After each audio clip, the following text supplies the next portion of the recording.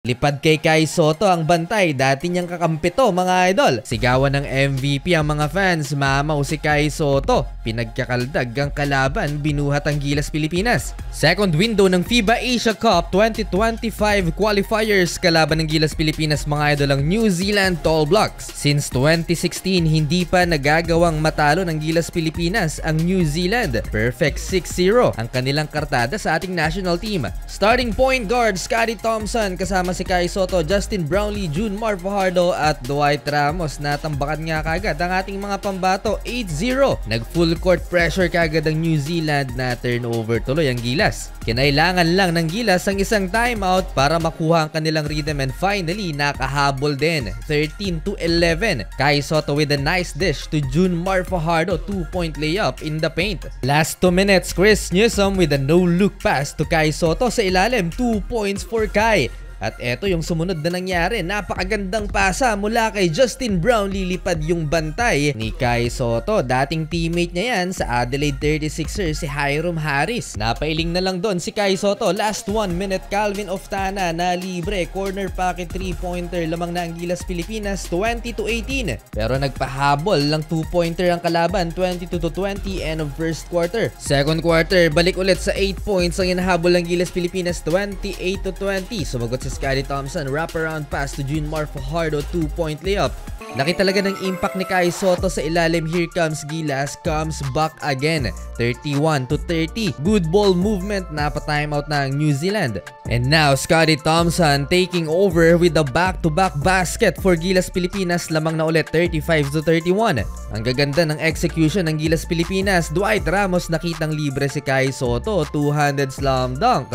Closing minutes ng first half, ipinasok si CJ Perez, 3-pointer kagad ang naiambag ni Baby Beast. May bawi naman ang New Zealand, sagutan lang ng 3-pointer. Tikit lang ang laban sa first half mga idol, tabla sa 45 ang talaan, nagpahabol ng 3-pointer ang New Zealand. Leading scorer natin at the half si Justin Brownlee, 11 points, Scotty Thompson 9 and Kai Sotto 8. Second half, ang nagpapahirap sa Gilas Pilipinas ay ang veteran guard ng New Zealand na si Corey Webster with a perfect 4-of-4 shooting beyond the arc. Si Kai Sotto naman ang sentro ng opensa ng Gilas Pilipinas, pero itong si Corey Webster kahit highly contested shot na ipapasok mga idol. Ilang beses tumabla ang talaan, karamihan sa puntos ng New Zealand outside the paint dahil lockdown nga ang pintura mga idol sa mga big man natin. Kai Sotto with the block sa sentro ng New Zealand. Kung mala siguro sa labas itong tall blocks, baka natambakan na ng Gilas Pilipinas dahil na nga sa napakahigpit na depensa ng ating national team sa paint. Naghahalimaw itong si Kai Sotto, pupunuin pa yata ang stat sheet mga idol, and 1 basket.